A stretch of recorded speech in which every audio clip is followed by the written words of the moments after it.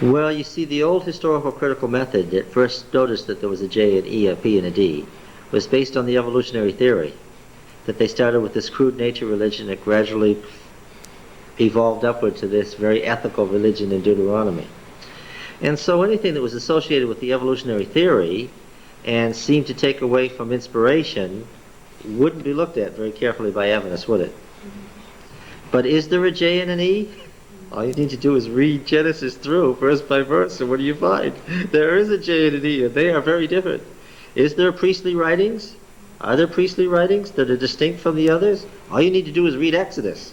And when you come upon this, you find something very different than what you've been reading before. And then when we get to Deuteronomy, we'll say, yeah, there is a Deuteronomist. Yeah. That, you see, this idea of J, E, D, and P came from the evolutionary theory, came from the concept of Hegel, the thesis and antithesis, and then you get synthesis, right? It was a very, came out of Germany, came out of liberal theology in Germany, came out of the evolutionary theory. People had never heard of it before. And as a result, how did the Protestants in the pews of America react when this stuff began coming from Germany at the end of the 19th century, in the 1880s and 1890s?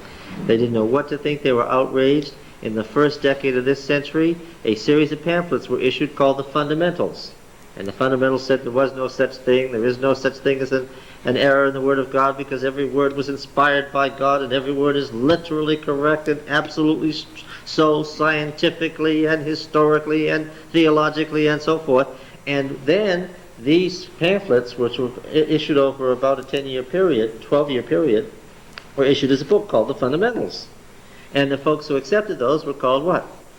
The fundamentalists. And then you got the Scopes trial, and you got evolutionary theory, biological evolution, all mixed up together with theological evolution, and then you got fundamentalists who were against the whole historical critical method. And Mrs. White said, no, it's not fundamentalism, and it's not German liberal theology either. You read what she said about the Bible. It's contained in Selected Messages now, right? She said, no, it's not either of those. She attacked both positions, right? She said it's not, God is not on trial in the Bible. God is not represented as author as the Bible. The words of the Bible are not God's word. He's not, as an expression of choice of words, these are not God's words, flatly.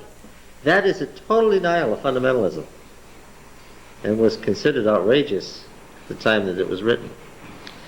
She was copying Henry Ward Beecher's opening chapter on his book on inspiration. And Beecher was almost destroyed by writing that book. And at the time that his systematic ruin was being carried out, Mrs. White was quoting his words and saying, this is the way it is.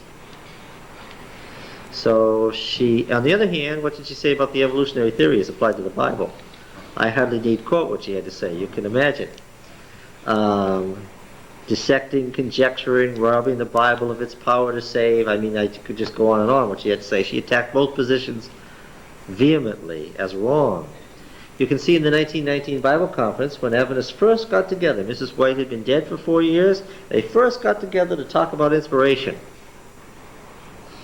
And that 1919 Bible Conference, the man who led out in it was no less than the General Conference President, Arthur G. Daniels, who had been working with Mrs. White for the last 20 years of her life, great champion of Mrs. White's writings.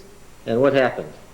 When he took the position that she took, and he didn't take a fundamentalist position, and Professor Prescott backed him up, because after all, he'd been the one editing the 1911 Great Controversy and told how it was actually done and so forth, the ministers were so outraged that when the next General Conference session came in 1922, what did they do with Elder Daniels?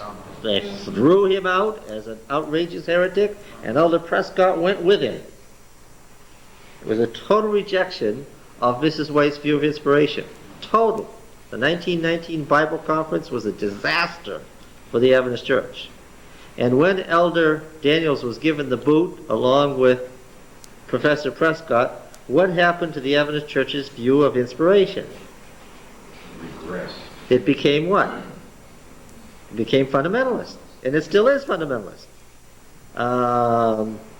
When we get here, we talk about J and E in Genesis, scare people. Why? Not because it has anything to do with inspiration, but because it attacks the fundamentalist viewpoint. Yes? That's what's called the higher criticism. Well, higher criticism was based on the assumption that these sources were based on purely naturalistic theories. That's what you were talking about last week. It's from an assumption, a presupposition of natural growth with no supernatural intervention at all. Okay? Now, before the 1880s and 90s, when the German theologians were coming forward with the Jepd stuff, were there any forerunners among conservative scholars? Well, of course, JEP and D only became known among the masses in the late 19th century. But you already have people talking about the various documents and how you can see that they are different already in the 1830s. Julius Wellhausen's Prolegomena to the History of Israel, which is the real original work that everybody goes back to this day, and the most discouraging thing about it is that you have to start out with the assumption, if you're a fundamentalist, that it's all wrong, but then you go look at it, and the only places it's wrong is where he didn't have enough information because he was writing 150 years before we lived, when he didn't have the stuff from the ground to know. But where he could work with just the documents, guess what? He was right. That's the discouraging part about it. And his presuppositions were dead wrong as far as we're concerned. He was a naturalist. He was a humanist. He didn't presume the inspiration of the Bible or supernatural intervention of God on behalf of the Bible. And that's why we've shied away from it, because of the source. But the method isn't wrong. That's the problem. And so there you have, there's plenty of reason for knowing what Adventism has to say about the heavenly sanctuary is true. That's what was on the mind of the author.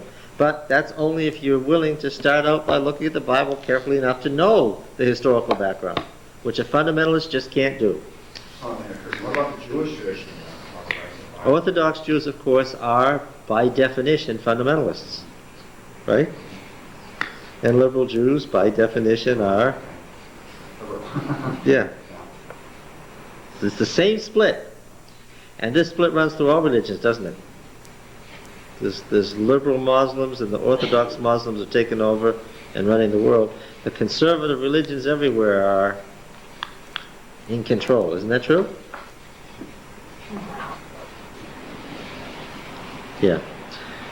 Whenever in history there's been a troubled age, and you can see this in the 9th and 8th centuries BC, whenever there's been a troubled age in human history, where things were insecure and great changes were occurring, and people, the masses of the people around the civilized world, were troubled because things were unstable, what happened? There always was with it a revival in conservatism. I mean, the first great archaeology was done in the 9th and 8th century BC as they began to resurrect in the ancient temples and to try to decipher the ancient inscriptions and go back to the ancient religions. This was going on in the 9th and 8th century BC.